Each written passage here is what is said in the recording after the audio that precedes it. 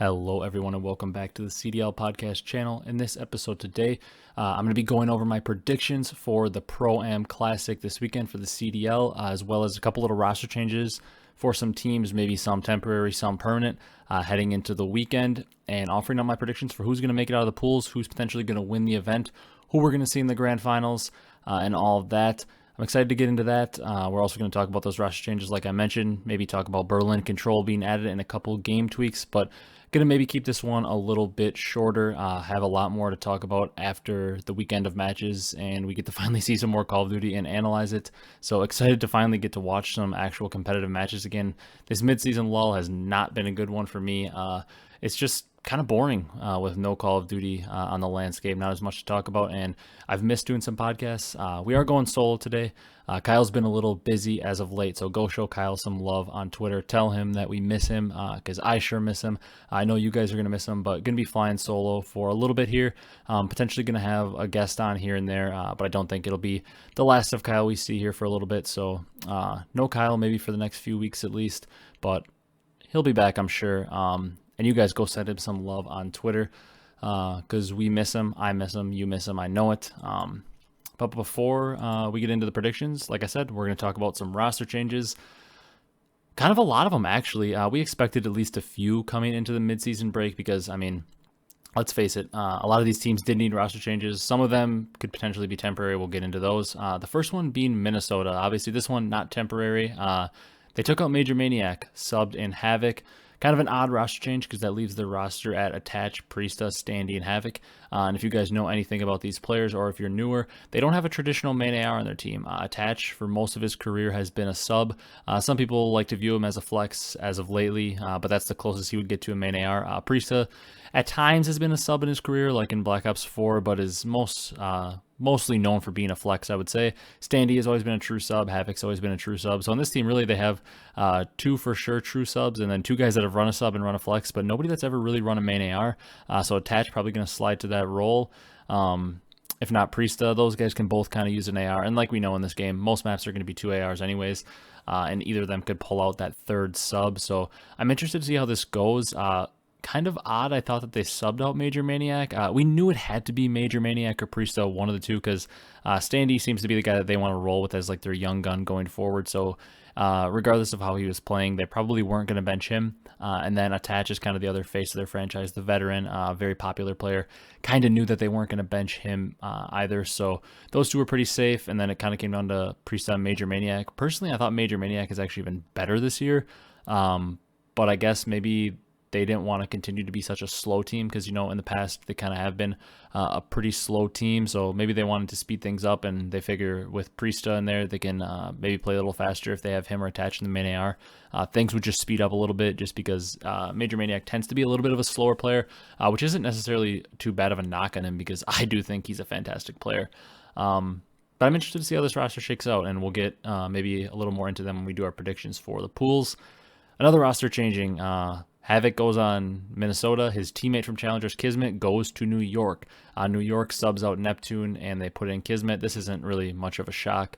New York was probably bound to sub out Neptune unless there was absolutely no option. It didn't seem like things were going well, and as Krim kind of aired out on his stream, things definitely weren't going well. He talked about it on Twitter a little bit too. They just didn't get along. Like, it was just bad vibes all around. So a change needed to happen. And obviously Hydra wasn't getting dropped, kind of like the Standy thing. He is the player that they view as their franchise player. Krim, I mean, it's Krim. He's probably not going to get dropped unless he's playing absolutely horrible.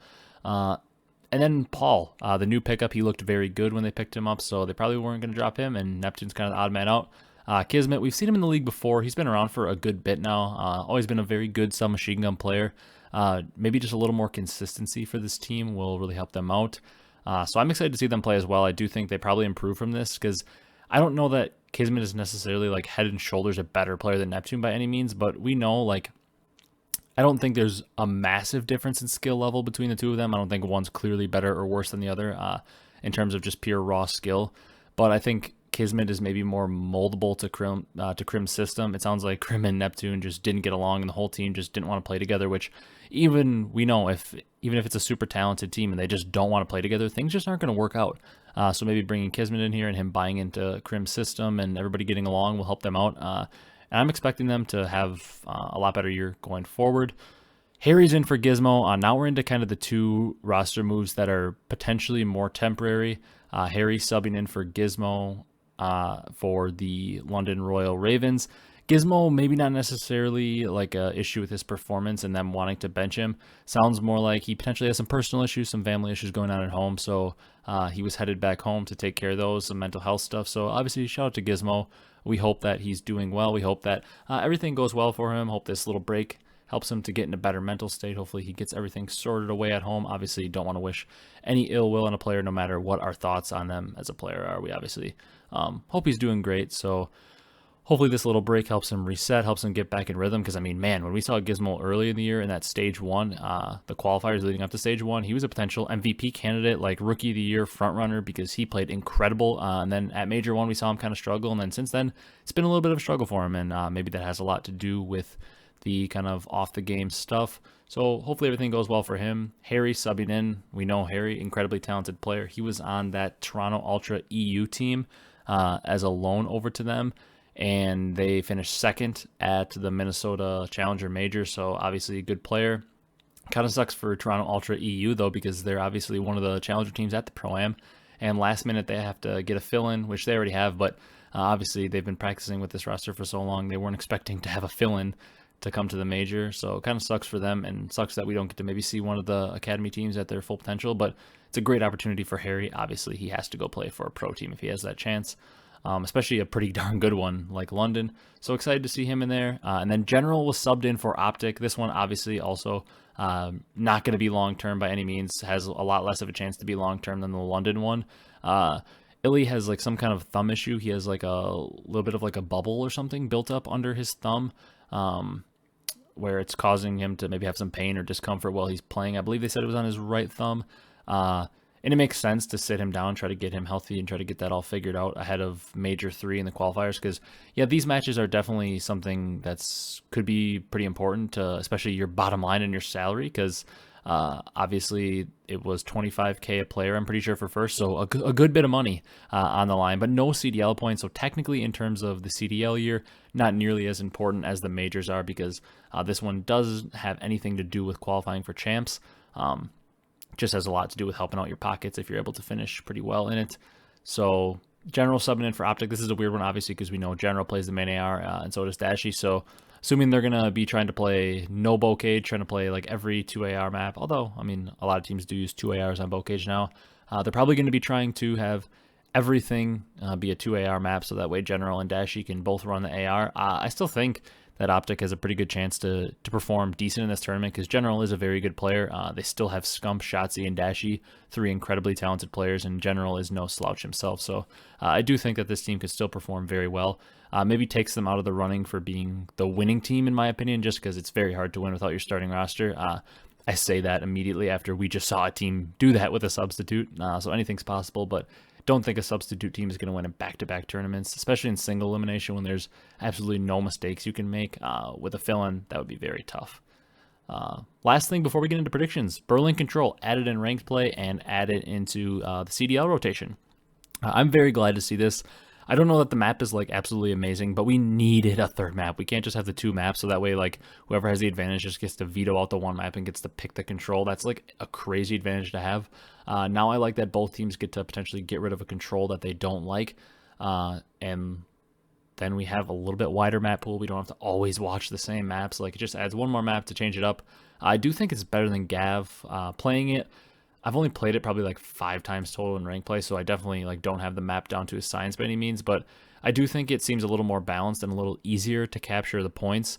The A site is in P2 of Hardpoint, and the B site's over in P1, and it seems like it's difficult to capture them, but it's almost like in Hardpoint. When you get a full wipe over at that P1 control point, it's pretty easy to cap it because they're spawning in the back of P3, so you can kind of spawn kill them, and it's not terribly hard to capture it. And then same thing with the P2 point, which I believe is A control. That's not terribly difficult to capture as long as you get a wipe of kills. Like, there's a lot of doors and like windows, and like you can go from the 2 staircases or jump over the railing up top, or come in the street door. So there's like a lot of different places you can push from, but overall like decently easy to capture. So I feel like it's a little more balanced map. It certainly is more balanced in terms of offense and defense than Gavutu, so that's good. Because we like to watch a control map where it's actually possible to win on offense, where Gavutu seems almost impossible sometimes. So excited for Berlin control to be added, and excited to see how much they play it this weekend. I could see a lot of teams using this as a weekend to trial map pools and stuff, so we might actually potentially see a lot of Berlin this weekend between the pro teams. That's about it for news and roster stuff I wanted to discuss. So we will just jump right on into predictions. There's not like a full-on bracket that the CDL posted, because it is like the old school tournaments. If you're new and you're a fan that's just become a fan since the CDL era, a little bit new here. We finally have some like pool play type stuff, which is something we haven't really had. We kind of had like a mini version of it, sort of, in Modern Warfare with the home series, but not really at all. But what I'm going to do for predictions here is I'm just going to go through the groups, maybe offer where I think they're going to finish 1 through 4, and then potentially say who I think is going to maybe be in our finals or something. We don't really have a bracket in the way they shake out. We just know that it goes into single elimination. Group A, Faze, Surge, Strike X, and Subliners. I have the Challengers rosters up here to remind me so I don't forget. The Strike X roster is Gunsy, Ramby, Fire, and Silly. This was like a pickup team at the Challengers event. I know they weren't like planning to go. I know Fire said like it was a last minute thing. Silly said they weren't screaming for how long, but kind of two memes of the CDL, Fire and Silly teaming up. Gunsy and Ramby are also guys that have been around for a while. A team of kind of veterans in the scene in a way, or at least players that have been playing for a little bit. And they find themselves in a group with Faze, Surge, and Toronto. So Toronto, not technically a roster change that we've announced, at least to the point where I'm recording this, but we know what they're capable of. Like, even if they've struggled a ton, we know the players in the team are very talented. They could turn it around at any moment.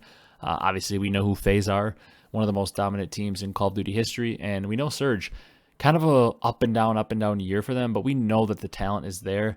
I think we're probably bound to see at least one of the teams from the Challengers make it out of pools. The top 2 teams in each pool advance to an 8-team single elimination bracket. I feel like I'm going to go with Faze finishing first in this pool because it's Faze. It's very hard to bet against them. In terms of who I think is going to be second, my gut is telling me to lean towards Surge because I feel like right now they're the better team than Ultra. But once again, this is going to be such a tough tournament to predict because like the last time we saw Ultra, they looked pretty terrible, and the last time we saw Surge before Mac got sick, they looked very, very good. But it's been so long since we've seen that. Like, that was literally a month ago, and there's been a lot of practice. Teams could have gotten worse. Teams could have gotten better. Maybe some teams have figured out their map pool, expanded it. Maybe Ultra's improved at hardpoint. Like, we just don't know. So it's really tough to predict. I'm going to go with Seattle just because of the form we've seen them. And this could make me look really dumb. I just don't think Strike X is going to be able to make it out. I'm looking more towards maybe the Ultra Academy teams, specifically the NA, since they were the first place finish. And I do feel like their group is a little more vulnerable. But for Strike X, I just think this group is too tough to make it out of because I do think although Toronto and Seattle have been inconsistent, Toronto definitely more inconsistent this year than Seattle. I feel like both of them are very talented teams that at any moment could turn it around. Like if Toronto was to turn it around and finish like top 4 at this event, it wouldn't surprise me. And the same thing with Seattle. If they were to, pick up where they left off before Matt got sick and were able to kind of get in good shape, I wouldn't be absolutely surprised to just see them kind of turn around, at least not like win an event or anything, but at least show that level of consistency we saw for a little bit in that run of Major 2 before Matt got sick and they almost beat Faze. But I wouldn't be shocked to see either of them come out. I'm just going to say I'm picking Faze first, Surge second, Ultra third, and Strike X last, because I do think we're going to see some improvement from Ultra, but I don't know that it's going to be near enough to see them make it out of their group. But I'm looking forward to it because you guys know I've always been kind of a supporter of Ultra, and I really like that team. And hopefully Ultra has at least one team make it out. I mean, they've got 3 of the 16 teams in this tournament. Okay. Going to look at Group B, we've got quite an interesting group. It's Florida, Rocker, Optic Texas, and Toronto Ultra Academy EU. And the reason I say this is such an interesting group is, first of all, you've got Florida, who obviously started to look a little bit better at the major, then kind of, fizzled out a little bit on Sunday. Minnesota, who's coming into this tournament with a roster change, the first time we're going to see that roster play. And then Optic, who's also coming with a new roster because Illy's unable to play and General is filling in for him, like we mentioned. And then Ultra Academy EU also coming in with a new roster because Harry is going to fill in for London. So a player named Raffi, who I'm going to be honest, I don't really know anything about, joined the roster. So this makes it very, very interesting in this group because it's basically Florida with a consistent roster, and then the other three teams are all coming in with roster changes.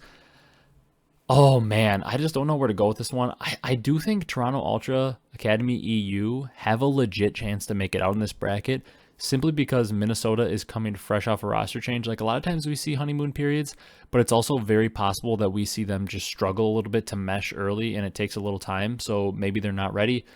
We could easily see Optic potentially lose to them because, you know, General's a good player, but it's tough to come in with a substitute, even though LAG made it look easy and they won the event.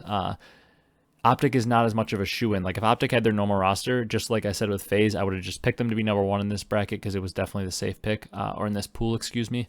I would have picked them to be number one because it would be the safe pick with how good Optic's been all year. But they don't have their normal roster, so it's now a little bit of a question mark. And then Florida. They looked really good at times during that major too, but at the same time, we know how Florida is. Like they always back-to-back 3-0 teams, and we think they're so good, and then out of nowhere, they just flop. Because that's just the nature of Florida. They tend to just randomly struggle like crazy against teams that they should beat. So this is a really toss-up pool to me as well. I think I'm still going to say Optic's going to make it out because I do have faith. I still think Shotzzy is the best player in this group. I think Shotzzy and Dashy are potentially the two best players in this group. I think that'll be enough to carry them at least out of their pool. I don't know how far they'll make it past that, but I do think they'll get out of their pool. And then the other one is honestly a toss-up to me. Man, I really want to pick one of the challenger teams to make it out because I feel like it's lame if I don't, but I just can't see it being Ultra Academy EU. I think they have a chance, but I really think it's going to be a toss-up between Florida and Minnesota. I'm going to go bold. I'm going to say Optic's going to finish first, Minnesota second, Florida third, and Ultra Academy EU fourth. I do really like Florida, but I feel like honeymoon period might kick in for Minnesota, and they're maybe going to be able to take out Florida. That could be an absolutely atrocious pick. Like I said, we've seen nothing of this roster, and Florida has shown flashes, so that pick could end up looking stupid. Another thing is there's no crowd factor at this tournament because I believe it's just played in like an empty LAN center, so no crowd factor to help out Optic or potentially help out other teams that people may get behind like they did for LAG at the Minnesota major. But yeah, I'm going to go Optic 1, Minnesota 2, Florida 3, Ultra Academy EU 4. But my confidence level on that pool right there is about a 1 out of 10. I feel not confident at all in that. Going into Group C, man, it's another tough cluster because we've got London Royal Ravens, LA Thieves, New York Subliners, and Team War. All three of our pro teams coming with changes into this tournament. Technically, LA Thieves don't have a roster change, but they have a role swap with Kenny and Draza switching roles.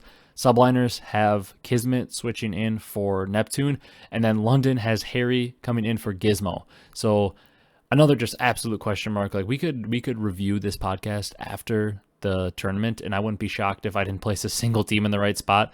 Besides, I'd be pretty shocked if Faze didn't finish first in their group. But looking at the rest of this, I would be absolutely shocked if I get any of these pools right because of how tough it's going to be. I feel pretty good about the Thieves with their roster change, but at the same time, they went 0-5 in the qualifiers from Major 2 and were only able to win one match, and that was against New York. London looked very shaky at the Major, and New York got double first rounded. So these are three teams all coming off a very, very shaky performance in Major 2. And then the roster of Team War is an European roster with Denza, Maple, Wardy, and Weeman. We've seen Weeman have a lot of success. I believe he had a pretty good run at Black Ops 4 Champs. And then Maple, Denza, they've been around for a while. I'm not too familiar with Wardy, but I know Maple, Denza have been around for just a little bit here at least. This is a tough one because I do feel like this is another spot where Team War has an opportunity, but at the same time, the caliber of players, London, we've seen them be a top 3 team pretty much all year. We've seen LA Thieves look really, really good early on, and then in Major 2 just plummet and fall back down to earth and really, really struggle. And then we've seen New York be the worst team in the game by far, show some improvement, and then kind of bottom out at the second major. Oh boy, is this where I pick Team War? That bottom Group D bracket is looking really, really good to potentially move Ultra Academy NA forward since they were the winner. I'm not going to go with a team, a challenger team in Group C either. I just can't do it. It's going to look really sad and really bad for me if I don't pick a single challengers team to make it out. But with the way these brackets shaped up, it's so weird. Like, I think that if you were to throw anybody else, maybe, I don't know. If you were to throw maybe a Paris in this one, and I was like, you know what, I can see Team War upsetting one of these other teams and moving on, which is kind of what I think might happen with Toronto Ultra Academy NA. I could see a way that Team War makes it out because I do like the EU players and I like some of the players in this team, especially Wee Man. I know that guy has a tendency to make runs in some tournaments, and he's a very good player. I know obviously their team is very good if they finish top 4 there at Minnesota. But I think I'm going to stick with my gut. I think Thieves are going to finish first in this bracket. I don't know why. I think they're going to come out with some fire, come out improved. I think they're going to finish first in this group. And I think I'm going to go with London finishing second. I know it sounds odd. Gizmo's getting subbed out, but maybe his head just wasn't in the game. We know Harry's a very good player. He qualified with that Ultra Academy EU team in second place for a reason for this tournament. I think they're going to come out with some fire, with some good practice. They said their practice has been poor pretty much all of Major 2, and I think that now that they know that and they've addressed that, it's going to improve. I think they're going to finish second. I think New York are maybe going to have a potentially disappointing tournament, finish in third, and Team War in fourth. I know that's 3 straight times now I picked the Challengers team to come in fourth. It's not going to come true, and I'm not going to do it in Group D. I definitely could see a path where War actually do make it out. Like I said, I could see a path. I don't really see Strike X making it out, and I think it's maybe unlikely EU, Toronto Ultra Academy EU make it out, but I can see a path with Optic having a sub, Minnesota new roster, and Florida being inconsistent. I definitely see a path there. I also see a path for Team War because London has a substitute player in. They haven't looked great. Subliners have a new player in. They haven't looked great this year. Then Thieves looked horrible in Major 2, but doing a role swap. So like I said, with how much inconsistency we've seen from all 3 pro teams in this bracket, I see a path for War to make it. But I'm just not ready to call it because I do think all 3 of these pro teams have a lot of talent. So we're going Thieves first, Ravens second, Subliners third, War fourth. And now we get into Group D. Boston Breach, LA Gorillas, Paris Legion, Toronto Ultra Academy, North America. Feel like this is pretty intentional that Toronto Ultra Academy NA is in this bracket because it feels like the most winnable one, and they're obviously probably the favorite challenger team coming in since they're the one that won the tournament. They feature Hecz, Mohawk, Scrappy, and Vickle. Vickle, I believe, from Spain. And then Hecz is over from the UK, I believe. Mohawk from Canada. And then Scrappy from the US. So kind of representing 4 different nations there. Vickle is regarded as one of the hottest prospects I know. He's been very good since he came over to the NA region. Obviously, Scrappy, there's a lot of talk about him after all of his trash talk at the Challenger event, and he was basically like the MVP of that event. Mohawk's been around. He won Challenger Champs last year, I believe, and he's been a very good player for the past couple of years. And then Hecz, obviously we know, sub for Toronto Ultra, and another very good player. So this team is very good. The part where I struggle here is I've kind of been a Boston Breach hater all year, but they continue to be successful, so it's not really a legitimate point to have, if that makes sense. And with LAG, I could see a world where, maybe the Volk being banned hurts Spart, although they still looked really good in Search and Destroy. So I can see a pathway where LAG could still be really good, but I could also see them kind of struggle with the switch to Spart and, figuring out the Volk meta. But at the same time, maybe they've improved their respawn from where it was. I just simply can't see them being as good at Search as they were in Major 2 because they were literally historically great at Search and Destroy. It's almost going to be impossible to ever match what they did. So it's a tough prediction to make because I see a world where pretty much every team but Paris makes it out of this bracket. Now watch, I'll say that Paris will actually make it out.